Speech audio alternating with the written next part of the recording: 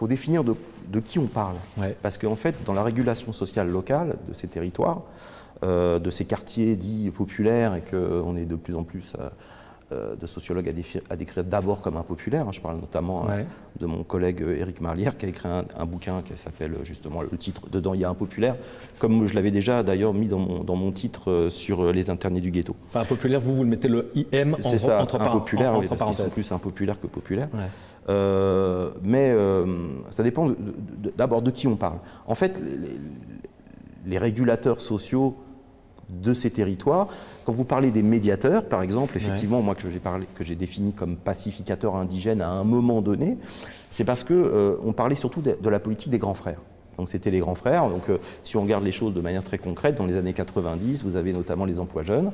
C'est le moment, c'est un effet d'aubaine. Et là, à ce moment-là, vous avez des communes qui embauchent des jeunes, qui sont des jeunes de quartier, qui ont besoin d'une insertion sociale et professionnelle alors qu'ils sont entre guillemets l'objet de beaucoup de discrimination. Et on imagine que ces jeunes, maîtrisant, ayant le même âge que ceux qui peuvent être turbulents, parlant le même langage, étant issus de la même culture, notamment puisque beaucoup de ces jeunes sont issus de l'immigration maghrébine ou subsaharienne, en tout cas ceux que j'ai étudiés.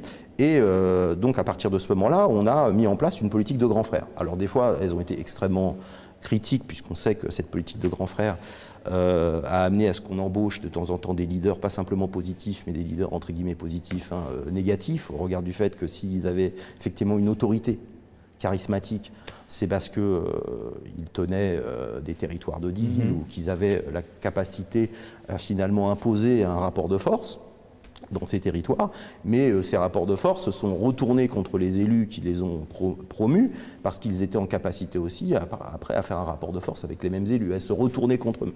Et donc il y a eu tout un tas, donc c'est eu plusieurs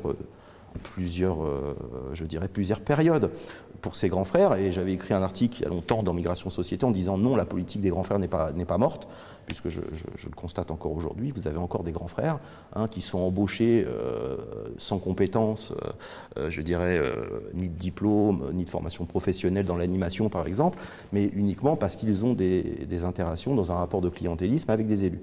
Mais vous avez d'autres types de médiateurs. Vous avez des médiateurs comme ce qu'on appelle les adultes relais, il y a des obligations, notamment réglementaires, qui font que quand vous êtes adulte relais, vous devez avoir au moins 30 ans, vous devez vivre dans un territoire prioritaire de la politique de la ville, et à partir de ce moment-là, vous avez des gens qui ont déjà une expérience de vie.